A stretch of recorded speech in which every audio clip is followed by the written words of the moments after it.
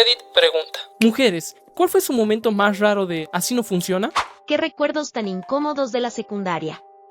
Ese día tuve que cambiarme un tampón con urgencia porque se estaba filtrando. Tenía un flujo muy fuerte, al punto de que necesitaba cambiarme los tampones prácticamente cada hora. Era una situación desesperante y bastante angustiante para alguien tan joven. Le pedí permiso a la maestra para ir al baño y, por suerte, no tuvo ningún problema en dejarme salir. Sin embargo, cuando iba camino al baño, el guardia de seguridad me detuvo y me preguntó a dónde iba. Le respondí, de la forma más normal posible, que iba al baño. Él me contestó que eso debería haberlo hecho durante el almuerzo.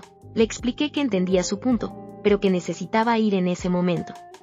Aún así, me dijo que no podía y que tenía que volver al aula. Ya bastante nerviosa, terminé diciéndole directamente que necesitaba cambiarme el tampón. Para mi sorpresa, me miró con total indiferencia y me respondió algo como: bueno, aguántate, deberías haberlo previsto. Claramente, así no funcionan los periodos. Fue una situación muy injusta y humillante. Como consecuencia, terminé manchándome los pantalones, no pude aguantar más y tuvieron que llamar a mi mamá para que viniera a buscarme. Fue, sin exagerar, una de las peores experiencias que viví en esa etapa. Cuando mi mamá se enteró de lo que había pasado, se enfureció con la escuela y defendió mi situación con uñas y dientes. Se enfrentó a la institución sin dudarlo, y hasta el día de hoy le agradezco haber estado ahí por mí y no haber minimizado algo que, para mí, fue tan traumático. Solo me enojé de verdad con la escuela de mis hijos una sola vez en la vida, y fue más que suficiente. A mi hijo lo estuvieron acosando durante mucho tiempo cuando estaba en la secundaria.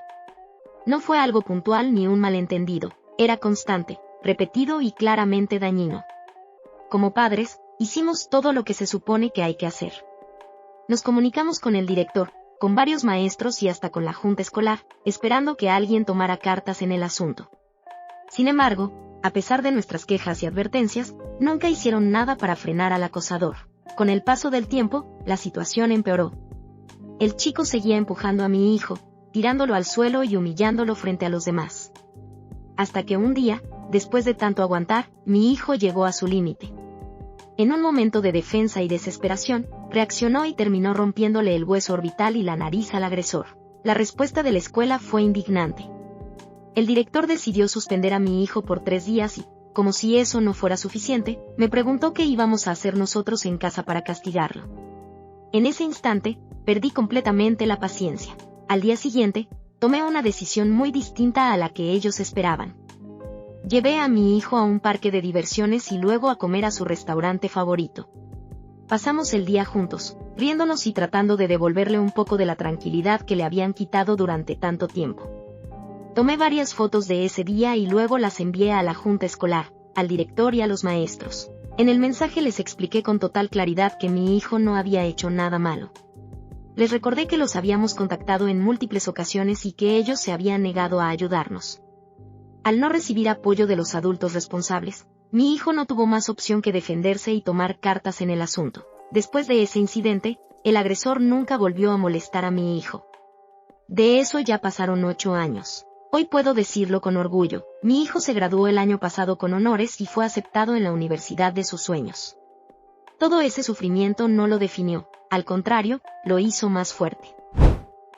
Una enfermera me dio un tampón después de que le pedí de manera explícita una toalla sanitaria. En ese momento me dio mucha vergüenza decir algo o corregirla, así que simplemente lo acepté y me fui al baño. Ya adentro, me di cuenta de que no tenía la menor idea de cómo usarlo.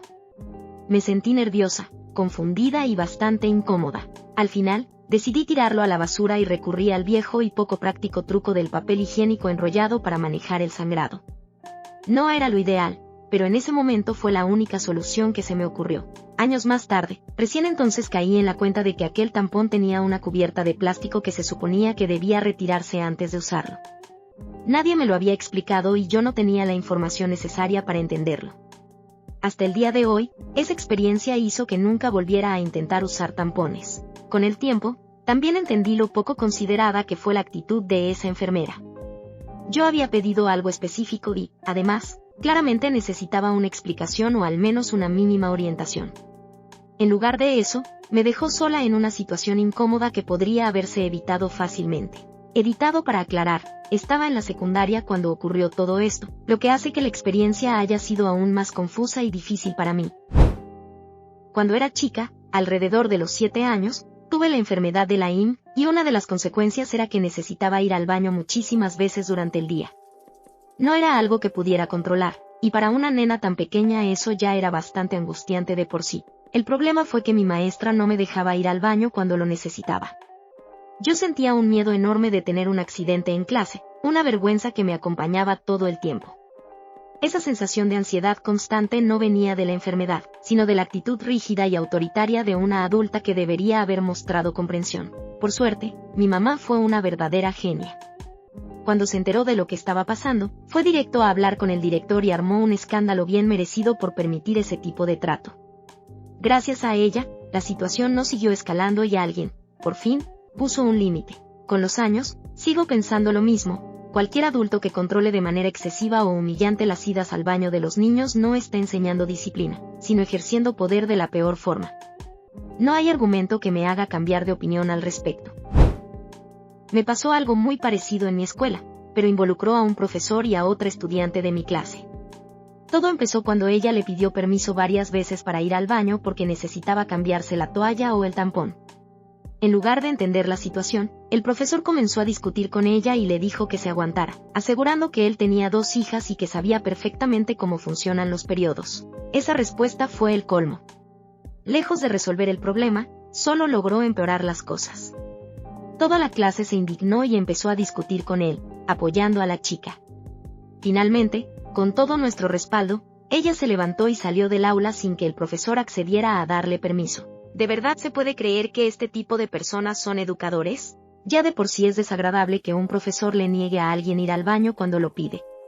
Pero la situación se vuelve mucho peor cuando la estudiante tiene que pedirlo por segunda vez, claramente incómoda y avergonzada, intentando explicarse con frases como "de verdad necesito ir por un problema", y aún así se lo sigue negando.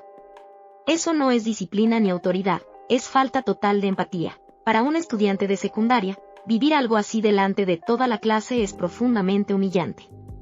Nadie debería verse obligado a exponer una situación tan personal solo para cubrir una necesidad básica, y mucho menos recibir una negativa de un adulto que debería cuidar y respetar a sus alumnos.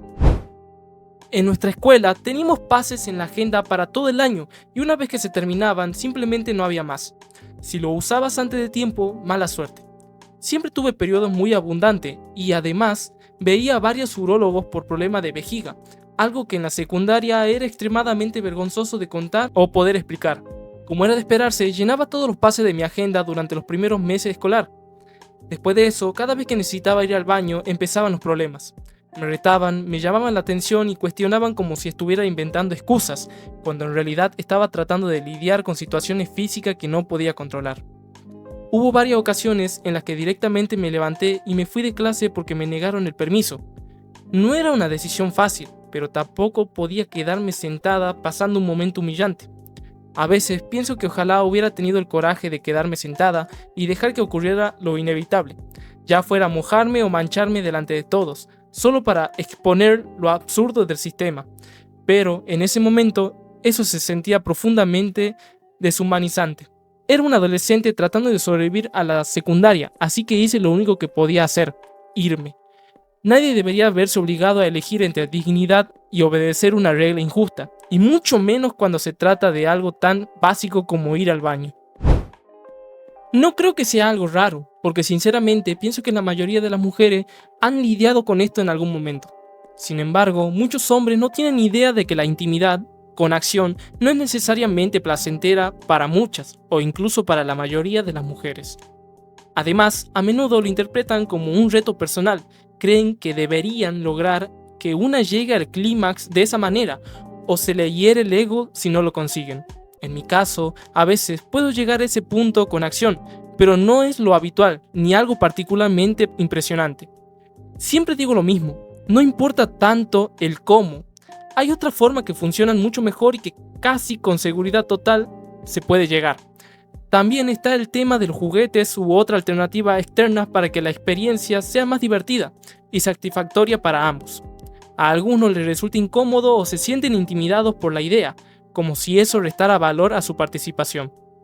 De pronto, todo se reduce a una sola forma de intimidad y cualquier otra opción parece ofenderlos. Para mí, como mujer, todo esto fue muy confuso al principio. La primera vez que tuve intimidad no entendía por qué todo el mundo hablaba del tema con tanta emoción. Pensé que quizás el problema era mi pareja o que algo no estaba bien conmigo. Luego pasé casi una década sin tener relaciones y cuando finalmente volví a intentarlo no pasó nada distinto. Ahí fue cuando aprendí que aproximadamente el 80% de las mujeres no llega al clímax únicamente a través de la acción, y que eso no es una condición extraña ni un problema médico.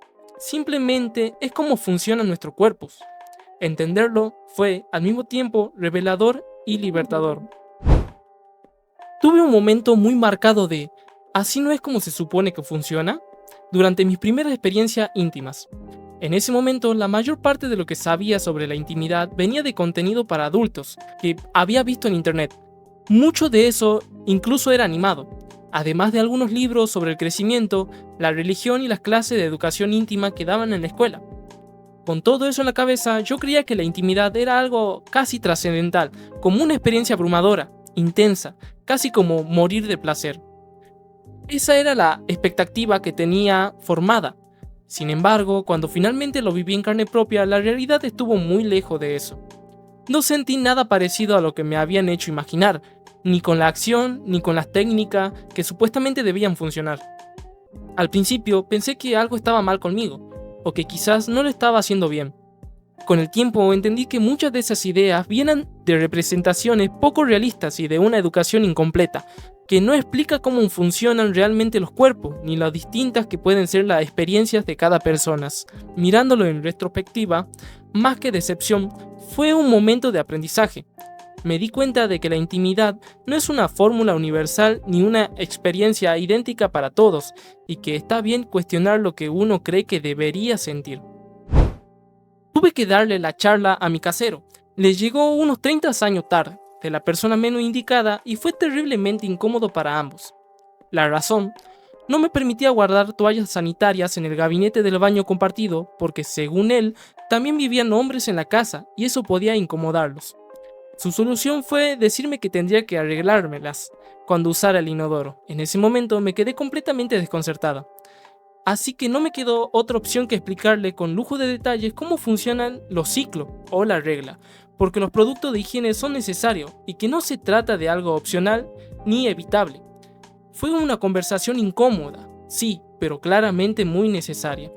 Por el lado positivo, ahora sabe exactamente qué son esos productos, para qué sirven y cómo funcionan en el sistema reproductivo en general, y de paso, también se enteró de que el método anticonceptivo que ha estado usando toda su vida no es tan infalible como él creía.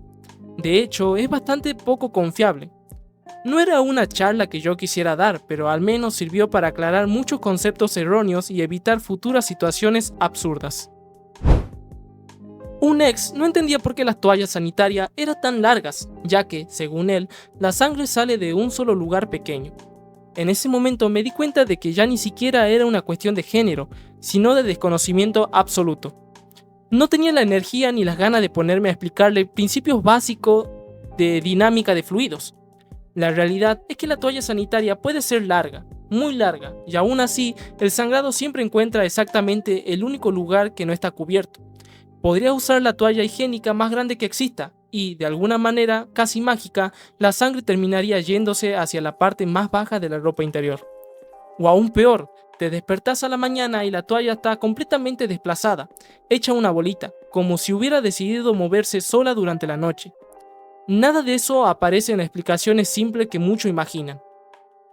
Tampoco creo que la mayoría de los hombres tenga una idea real de cuánta sangre puede estar involucrada. De hecho, yo misma tenía más de 30 años cuando recién entendía bien ese aspecto. La educación íntima, o incluso la información que deberían brindar los padres, rara vez cubre estos temas de forma honesta y completa. Al final, no es solo falta de empatía, es falta de educación básica sobre algo completamente normal. En general, siempre me llamó la atención la idea que tienen muchos hombres de que acostarse con varias personas haría que la zona íntima de una mujer se vuelva más floja. Pero curiosamente no piensan lo mismo cuando se trata de tener intimidad muchas veces con el mismo hombre, ni tampoco cuando una mujer da a luz. Así no es como funcionan las cosas. Los músculos de esa zona son elásticos y están diseñados para adaptarse y luego volver a su forma habitual. No dependen de la cantidad de parejas, sino en gran medida de factores hormonales, físicos y biológicos normales. Muchas veces, esta obsesión con la falta de experiencia dice más de quien la sostiene que de las mujeres. En no pocos casos, parece venir del miedo a que una mujer con más experiencia note carencias o falta de habilidad. Es más fácil culpar o desacreditar que aceptar eso. Además, avergonzar a las mujeres por su vida íntima es, en el fondo, una forma de control. No tiene que ver con la biología ni con la moral, sino con imponer culpa y límites que no se aplican de la misma manera a los hombres. Y siendo honestos, muchos no están molestos porque las mujeres tengan intimidad con varias personas. Lo que realmente les molesta es no ser una de esas personas. Una vez escuché a un hombre decir que nunca sabremos qué duele más, si los cálculos renales o el parto. Yo le respondí algo muy simple: ¿vos crees que las mujeres no tenemos riñones? Se hizo un silencio absoluto. Admito que la situación fue bastante graciosa, pero siendo honesta, los cálculos renales me dan muchísimo miedo. Y ya que estamos hablando de dolor, agrego otro candidato inesperado: los dolores de oído. Tuve 3 partos sin medicación y, aún así, no estoy del todo segura de que una infección de oído no haya sido peor. Al final, el dolor tiene mucho que ver con la percepción y el contexto. Dar a luz, por ejemplo, aunque sea intensamente doloroso, suele sentirse como algo productivo. El cuerpo está haciendo algo importante, útil, con un propósito claro. En cambio, un dolor de oído no tiene ningún sentido, no conduce a nada y no deja más que sufrimiento. Con los cálculos renales todavía no sé muy bien qué pensar, pero definitivamente se han convertido en una nueva pesadilla personal. Estuve presente en los nacimientos de mis 3 hijos y pasé mucho tiempo leyendo, escuchando y hablando con su madre sobre esas experiencias. Algo que siempre me quedó grabado es la idea de que la combinación de dolor extremo, la avalancha de hormonas y el impulso incontrolable del cuerpo empujando entre 3 y 5 kilos de ser humano a través del hueso púbico puede ser tan intensa que muchas personas la describen como una experiencia espiritual o casi psicodélica. En esos momentos, se puede perder por completo la noción de quién sos, dónde estás o qué está pasando. Todo se reduce al proceso mismo y a una vaga sensación de identidad que apenas logras sostener. Por supuesto, imagino que no siempre es así y que cada persona vive el parto de manera distinta. Pero el simple hecho de que pueda llegar a ser tan intenso me resulta impactante. No se me ocurre una sola experiencia en mis 41 años de vida que siquiera se acerque a algo comparable. Y teniendo en cuenta todo eso, me sorprende, y me indigna, que tantos médicos sigan minimizando o desestimando las quejas de dolor o malestar de las mujeres. Después de todo lo que el cuerpo femenino puede experimentar y soportar, lo mínimo que merecen es ser escuchadas y tomadas en serio. El tamaño del busto no tiene absolutamente nada que ver con el éxito de la lactancia materna. Honestamente, el tamaño del busto en general suele estar rodeado de muchísimos mitos. Esto se nota todavía más cuando entramos en el terreno de los sostenes, y especialmente en el tema de las tallas. Incluso hoy, la mayoría de las mujeres con las que hablo no sabe realmente cómo encontrar un sostén que les quede bien. Y no es culpa de ellas en absoluto, el sistema de talles es confuso, está mal explicado y rara vez se enseña de manera correcta. Lo frustrante es que, cuando una sí entiende cómo funciona, muchas veces otras personas insisten en decirte que estás equivocada, no importa cuántas veces lo expliques, y eso ya roza lo absurdo. Me ha pasado incontables veces que otras mujeres me dicen que no puedo ser copa de porque tengo el busto chico, y que seguro estoy confundida. Sin embargo, uso talle 30D y me queda perfecto. No aprieta, no sobra, no molesta. Pero aún así, simplemente se niegan a creerlo. En la familia de mi mamá, prácticamente todas son de busto pequeño. Yo misma soy la de mayor tamaño y apenas llego a una copa B, casi imperceptible. Aún así, la producción de leche materna siempre fue excelente. De hecho, por ese mismo lado de la familia, mi bisabuela fue la nodriza del pueblo. Amamantó a muchísimos bebés, muchos de ellos en situaciones críticas, en la posguerra de la Segunda Guerra Mundial en el sur de Italia, cuando muchas madres estaban desnutridas y no podían alimentar a sus hijos. Literalmente salvó muchas vidas. Claro, también ayuda a haber pasado unos 20 años entre embarazos y pospartos. Mi mamá, por su parte, era copa antes de tener hijos. Luego nos amamantó a mis hermanos y a mí, y todos crecimos en el percentil 90 de peso. Siempre bromeamos diciendo que su leche materna era pura energía concentrada. Al final, el cuerpo no funciona como la mayoría cree. El tamaño visible no determina la capacidad, ni en la lactancia ni en casi nada más. Lo que falta no es biología, es información. Una vez, un nuevo amante dijo, te vas a embarazar en medio de una situación íntima muy específica. Ustedes saben a qué me refiero. La vergüenza ajena que sentí fue inmediata.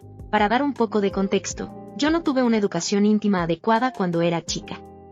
En los años 90 y principios de los 2000, en la escuela solo se hablaba de abstinencia. Literalmente era lo único que se enseñaba. Así que, hasta más o menos los 14 años, de verdad creía que algo así podía pasar. En mi casa, la educación y la anatomía básica eran temas completamente tabú. Me daba muchísima vergüenza preguntarle a mi mamá y no tenía ningún adulto de confianza con quien hablar del tema. Cuando finalmente me animé a preguntarle a una prima, también a los 14, su reacción solo logró que todo fuera todavía más incómodo y humillante. Aclaro algo importante. No estoy justificando la forma de pensar de este tipo por mi ignorancia de adolescente. Yo era joven, ingenua y mal informada. ¿Cuál era su excusa? Era un adulto hecho y derecho. Honestamente, suena como el tipo de persona que usaría 2 métodos de protección al mismo tiempo por las dudas, sin entender que eso tampoco funciona así. Al final, este tipo de situaciones dejan en evidencia lo mismo de siempre. Cuando la educación falla, la desinformación no discrimina por edad, género ni experiencia. Y el resultado suele ser incómodo, como mínimo. En la escuela había un chico que pensaba que no se podía donar sangre cuando una mujer estaba con el periodo porque, según él, toda esa sangre era sangre sucia. Además, se negaba a tocar a cualquier chica sin antes asegurarse de que no estuviera con su regla. Sinceramente, con el tiempo dejé de culparlo del todo. En la escuela nos enseñaban, muy mal, que durante el periodo el cuerpo eliminaba sangre sucia, en lugar de explicar correctamente que se trata del desprendimiento del revestimiento uterino y un óvulo que no fue fecundado. Con esa información tan distorsionada, no es raro que sonara casi como si fuéramos radioactivas. De hecho, recuerdo que un chico me invitó a salir en esa época. Yo sabía que era musulmán, sin pensarlo demasiado, le dije que estaba con el periodo. Su reacción fue totalmente inesperada. Salió corriendo mientras gritaba, como si hubiera huido de algo peligrosísimo. Después me sentí mal. No lo dije para incomodarlo ni mucho menos, y no imaginé que reaccionaría de esa manera. Hoy me río un poco, pero en su momento fue otra prueba de lo mal que se explicaban estos temas y del miedo innecesario que se generaba alrededor de algo completamente normal. Al final, más que ignorancia individual, todo esto refleja una educación deficiente que convierte la biología básica en algo misterioso, alarmante y lleno de mitos. Una vez, en casa, me olvidé de tirar la cadena después de vaciar mi copa de la regla.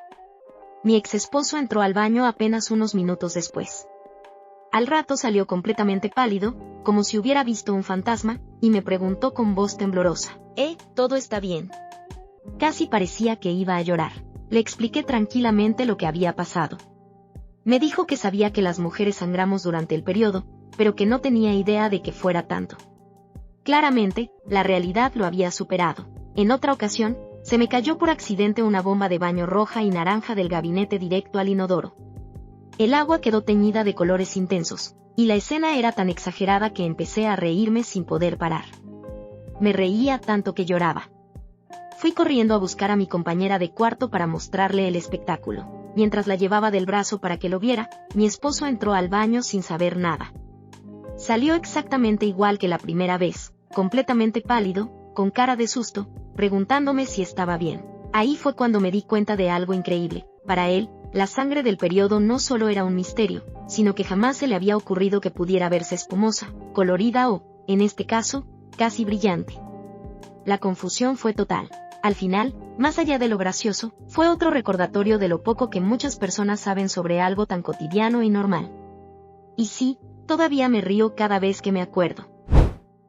Una vez, un tipo intentó convencerme de que no me hiciera una reducción de busto, diciéndome que soy hermosa tal como soy. Como si la única razón para querer una cirugía así fuera no gustarme como me veo, y no el dolor constante que me provoca.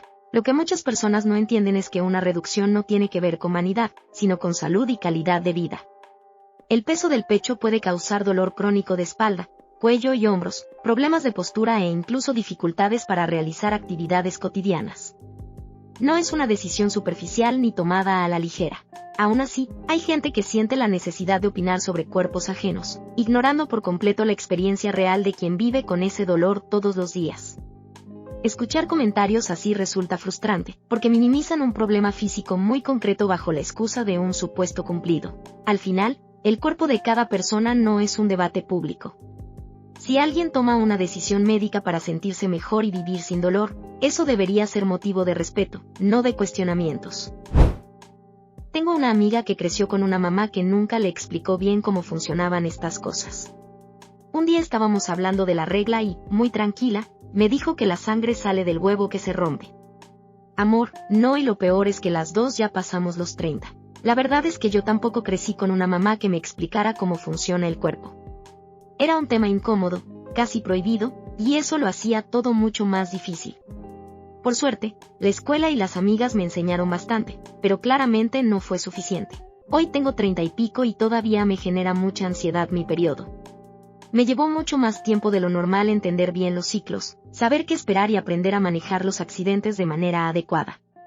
De hecho, por miedo o desconocimiento, llegué a tirar sábanas, ropa y ropa interior carísimas apenas se manchaban, sin saber que podían recuperarse. Todo eso te marca.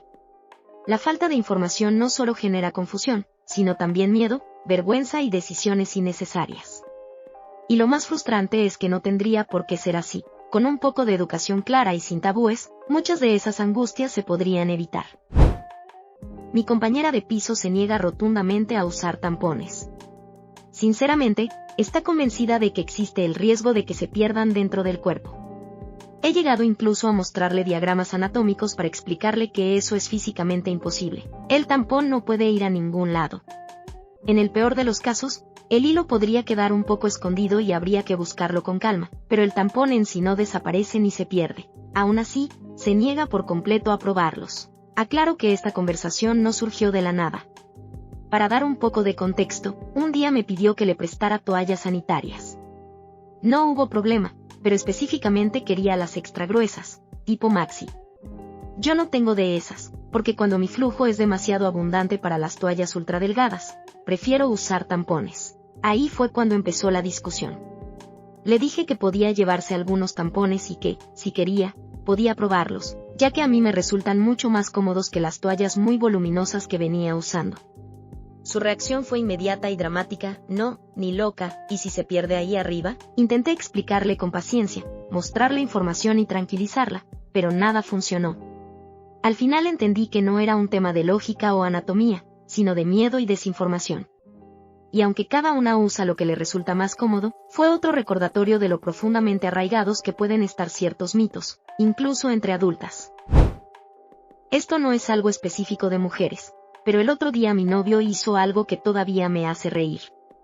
Agitó una lata de refresco para comprobar si seguía congelada, las habíamos dejado en mi coche, y, acto seguido, fue directo a abrirla sobre el fregadero.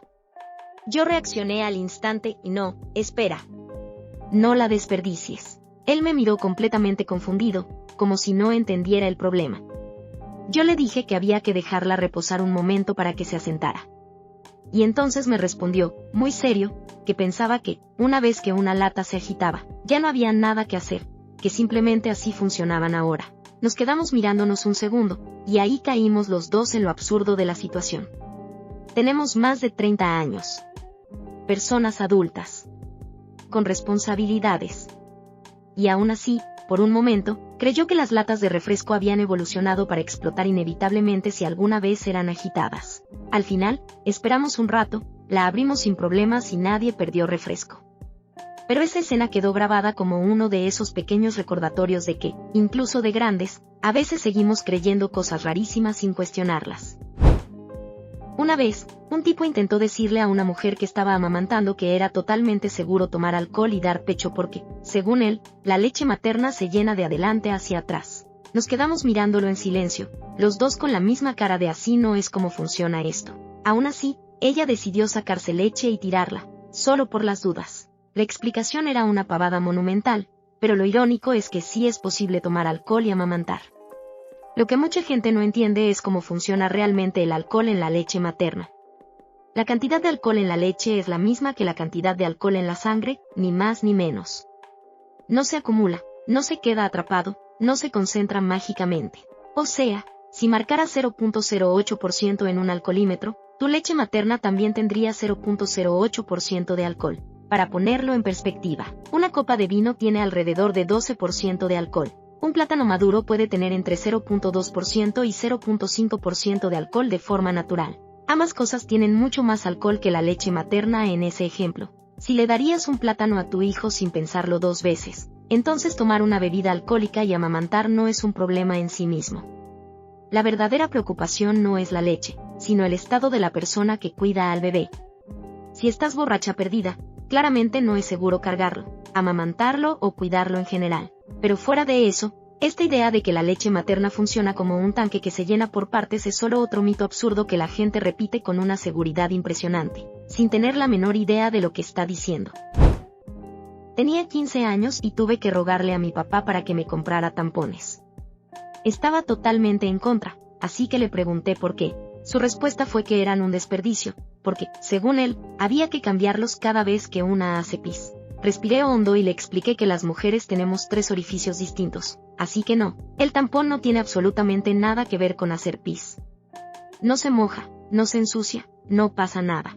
Años después, tengo una amiga de más de 40 años que insiste en que es asqueroso que no me cambie el tampón cada vez que voy al baño. O sea, básicamente está diciendo que debería cambiarme el tampón como 12 veces al día.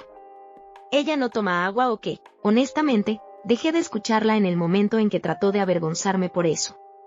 Porque una cosa es no saber, y otra muy distinta es hablar con seguridad de algo que claramente no entendés, y encima intentar hacer sentir mal a otra persona por ello.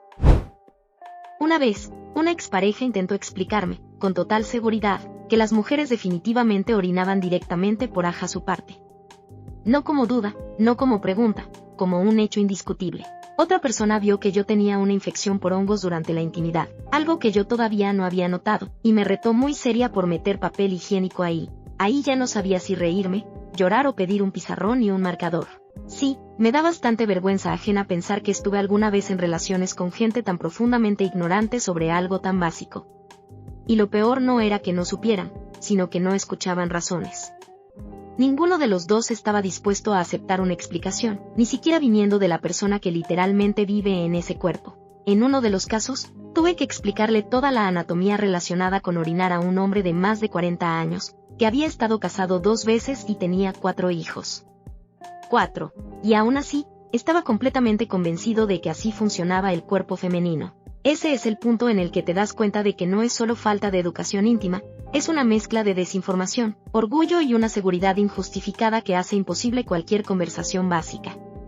Y honestamente, cansa más eso que tener que explicar la anatomía en sí. Un montón de momentos interesantes por ser lesbiana.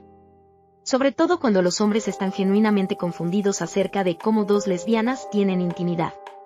El clásico eterno. ¿Pero cómo saben cuándo terminaron? Ay, mi amor.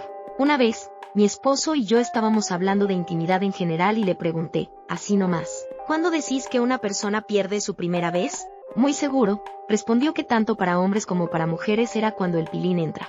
Entonces le pregunté, ¿y los hombres gays y las mujeres lesbianas que nunca tuvieron intimidad hetero, pero sí con parejas del mismo género, siguen teniendo su primera vez? Dijo que los hombres no, pero las mujeres sí. Ahí le pregunté si el pilín era un órgano mágico, que una vez insertado imbuye al receptor con conocimiento sagrado o desbloquea un logro oculto tipo videojuego. Silencio. Mirada perdida. Así que le planteé este escenario. 2 mujeres, ninguna de las 2 ha estado nunca con un hombre. Están en una relación a largo plazo. Tienen intimidad 5 o 6 veces por semana. Siguen teniendo su primera vez porque no apareció el aja de goma, más chico pero aparentemente místico. No tuvo respuesta. Y ojo, en su defensa, fue criado por padres ultramojigatos en el sur, donde la misoginia sigue respirando por cuenta propia. Pero descubrí que la mejor forma de que realmente piense estas cosas no es discutir, sino plantearle escenarios así y dejarle unos días. Porque después pasa algo hermoso. De repente lo escuchas argumentando tu punto con otra persona, como si se le hubiera ocurrido solo. Y ahí sabes que la semillita prendió.